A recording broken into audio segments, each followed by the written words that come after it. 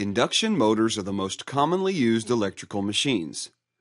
They are cheaper, rugged, and easier to maintain compared to other alternatives.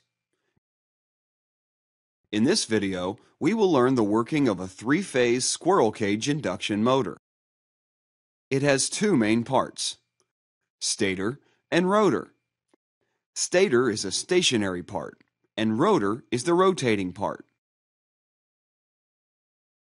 Stator is made by stacking thin-slotted, highly permeable steel laminations inside a steel or cast iron frame. Winding passes through slots of stator. When a three-phase AC current passes through it, something very interesting happens. It produces a rotating magnetic field. To understand this phenomenon much better, consider a simplified three-phase winding with just 3 coils. A wire carrying current produces magnetic field around it.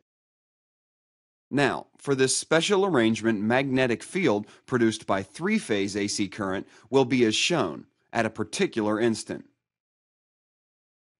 With variation in AC current, magnetic field takes a different orientation as shown.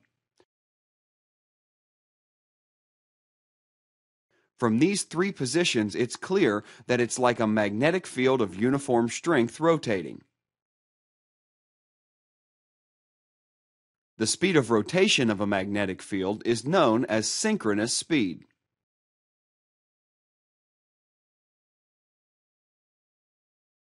Assume you're putting a closed conductor inside it. Since the magnetic field is fluctuating, an EMF will be induced in the loop according to Faraday's law. The EMF will produce a current through the loop.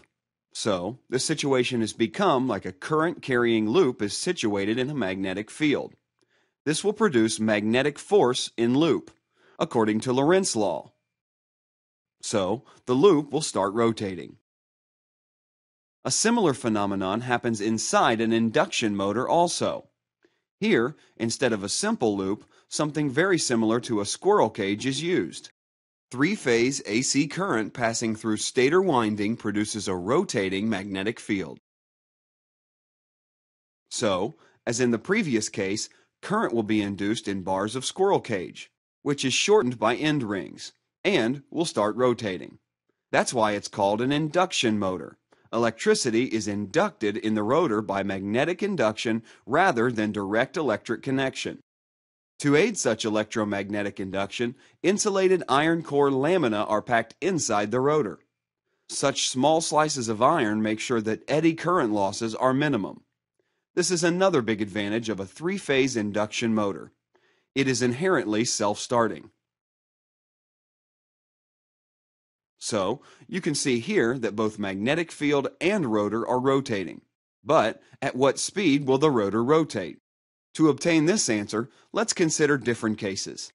Consider a case where the rotor speed is the same as the magnetic field speed. Since both are rotating at the same speed, the rotating loop will always experience constant magnetic field. So, there won't be any induced EMF and current. This means zero force on rotor bars. So, the rotors will gradually slow down. But as it slows down, rotor loops will experience a varying magnetic field. So, induced current and force will rise again. And the rotor will speed up.